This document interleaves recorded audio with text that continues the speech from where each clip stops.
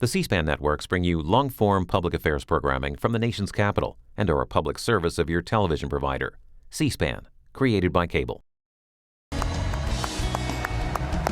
Hello, Philadelphia!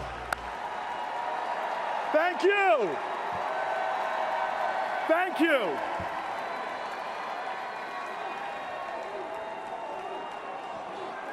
Thank you. Thank you. Thank you. Thank you. Thank you very much. Thank you. Thank you. Thank you very much. 240 years ago, our forefathers gathered in this very city, and they declared before the world that we would be a free and independent nation. Today, we gather here again in this city of brotherly love, to reaffirm our values before our nation and the whole world. Our purpose is not like theirs to start a great nation, but to ensure that we continue in the best of our traditions. And with humble homage to generations of patriots before, we put forth two great Americans, our nominees for President and Vice President, Hillary Clinton and Tim Kaine.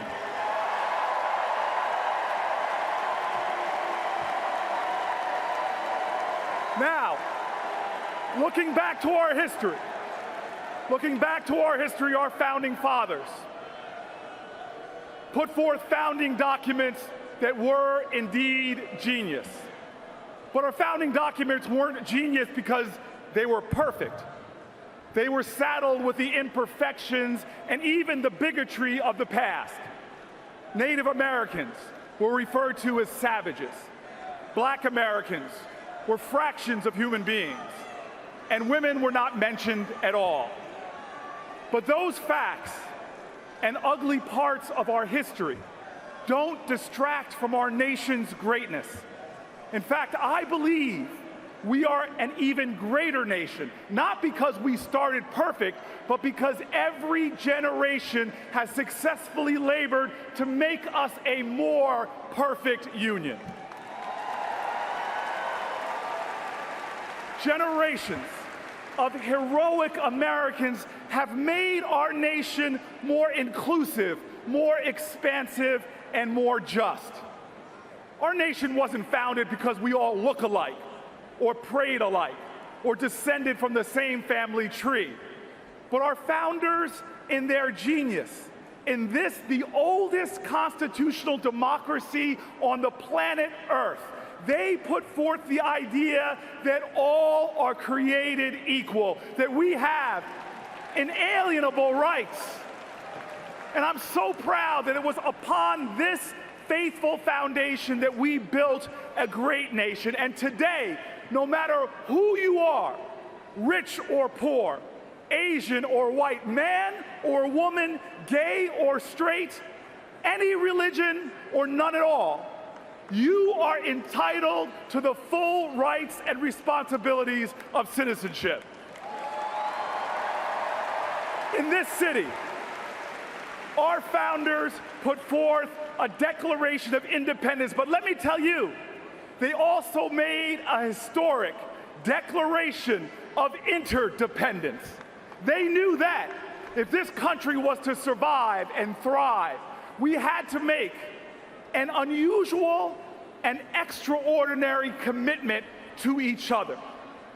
Look, I respect and value the ideals of individualism and self-reliance. But rugged individualism didn't defeat the British. It didn't get us to the moon. It didn't build our nation's highways. Rugged individualism didn't map the human genome. We did that together. And so this is the high call of patriotism. Patriotism is love of country, but you can't love your country without loving your countrymen and your countrywomen. Now, we don't always have to agree, but we must be there for each other. We must empower each other. We must find the common ground, and we must build bridges across our differences to pursue the common good.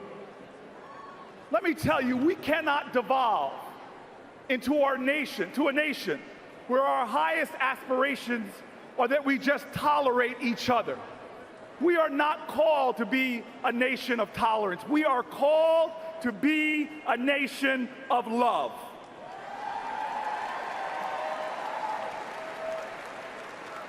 That's why that last line of the Declaration of Independence says it so clearly. It says that we must, to make this nation work, we must mutually pledge to each other our lives and our fortunes and our sacred honor. Tolerance is the wrong way. Tolerance says, I'm just going to stomach your right to be different. That if you disappear from the face of the earth, I'm no better or worse off.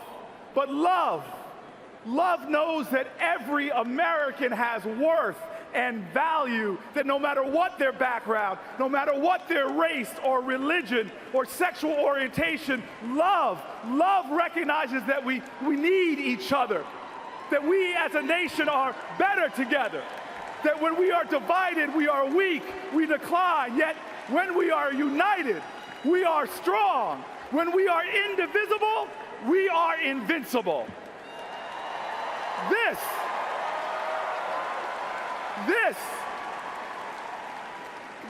is the understanding of love that's embodied in one of my favorite sayings. It's an African saying, and it says, if you want to go fast, go alone. But if you want to go far, go together. This is the reason why I am so motivated in this election, because I believe this election is a referendum on who best embodies the leadership we need to go far together. Donald Trump is not that leader. We've watched him try to get laughs at other people's expense, try to incite fear at a time we need to inspire courage, try to rise in the polls by dragging our national conversation into the gutter. We've watched him cruelly mock a journalist's disability. We've watched him demean the service of my Senate colleagues, saying he's not a war hero. He was a war hero because he was captured. Trump said, I don't like people who get captured. Would he say that to POWs from World War II? Would he say that to POWs from Vietnam? Would he say that to the brave men and women in Iraq and Afghanistan right now, risking capture or worse? That's not the commander-in-chief. We've watched Donald Trump paint with a broad, divisive brush, saying that Mexican immigrants who came to build a better life in America are, in his words, bringing crime, they're bringing drugs. He called many of them rapists. He said that an Indiana-born federal judge can't be trusted to do his job because of his Mexican ancestry, a statement that his fellow Republicans have described as racist. We've watched Donald Trump. Our children, our daughters, our nieces and grandkids have watched Donald Trump and heard him calling women degrading and demeaning names. Dog, fat pig, disgusting animal. It is a twisted hypocrisy when he treats other women in a manner he would never, ever accept from another man speaking about his daughters or his wife.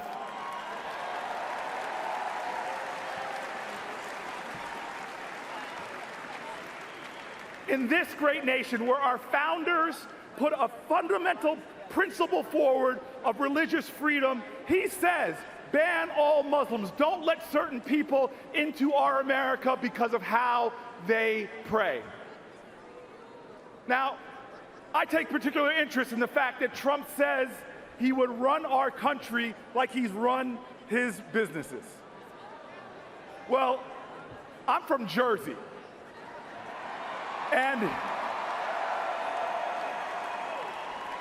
I'm from the Great Garden State, and we've seen how he leads in Atlantic City. He got rich while his companies declared multiple bankruptcies. Yet without remorse, even as people got hurt and lost jobs by his failures, he bragged, and I quote, "The money I took out of there was incredible." Yes, he took out a lot of cash, but he stiffed contractors, many of them small businesses, refusing to pay them for the work that they've done. You know, we in America have seen enough of a handful of people growing rich at the cost of a nation descending into crisis.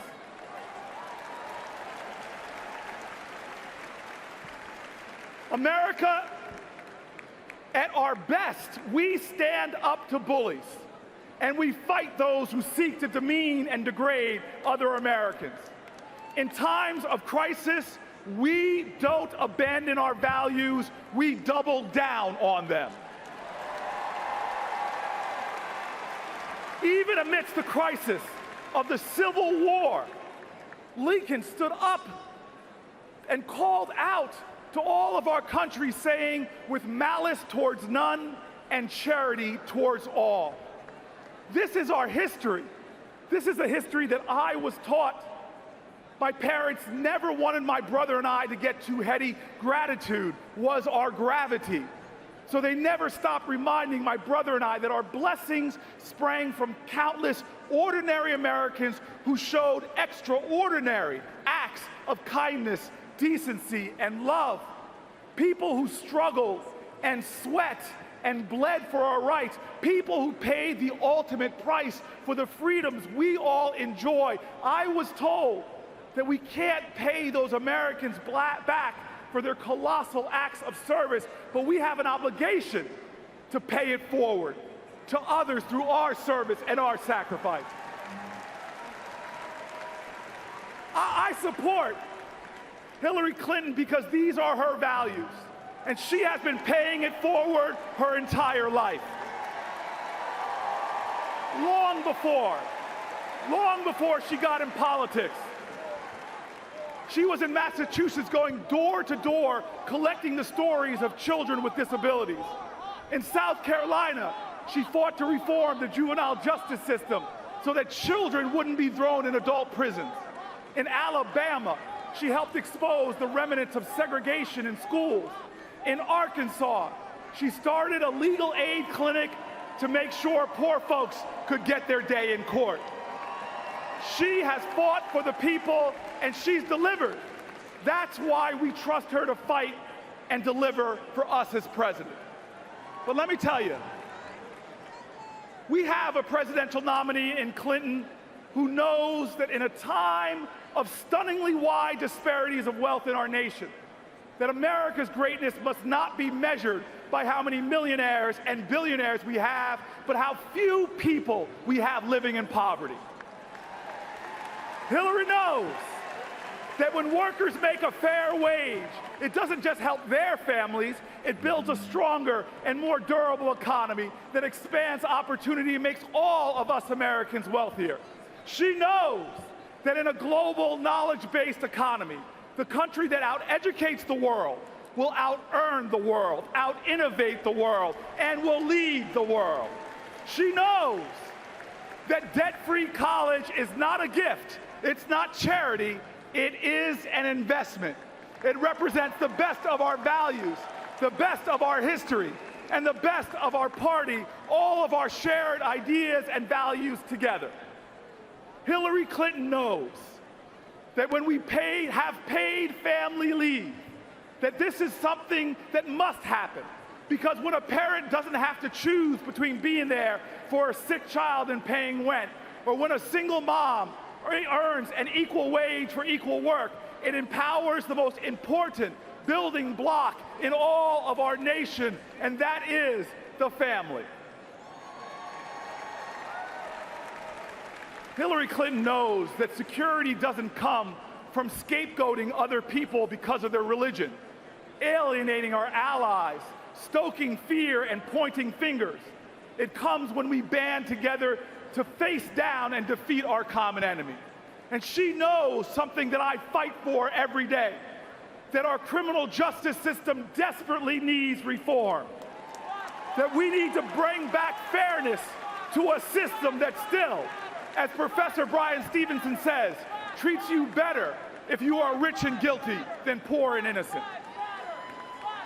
And she knows that we can be a nation that both believes police officers deserve more respect, they deserve more support, more cooperation and love, and believes that a black 20-something-year-old protester deserves to be valued, deserves to be heard, that they should be listened to with more courageous empathy, and that change is needed in the system.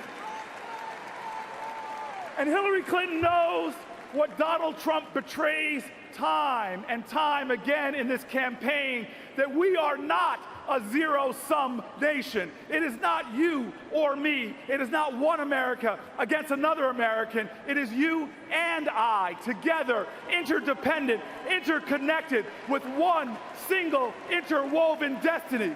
When we respect each other, when we stand up for each other, when we work together against our challenges, against our neighbor's challenges, be it a neighbor with a beautiful special needs child or one struggling with the ugly disease of addiction. When we as Americans help them, when we show compassion and grace, when we evidence our truth that we are the United States of America, one nation, under God, indivisible, that is when we are stronger. That is when we go from an already great America to an even greater America. Now let me tell you right now, when Trump spews insulting and demeaning words about our fellow Americans, I think of that poem by Maya Angelou. Y'all know it. You know how it begins. You may write me down in history with your bitter, twisted lies. You may trod me in the very dirt, but still, like dust, I rise. Well, y'all know it. Y'all know it.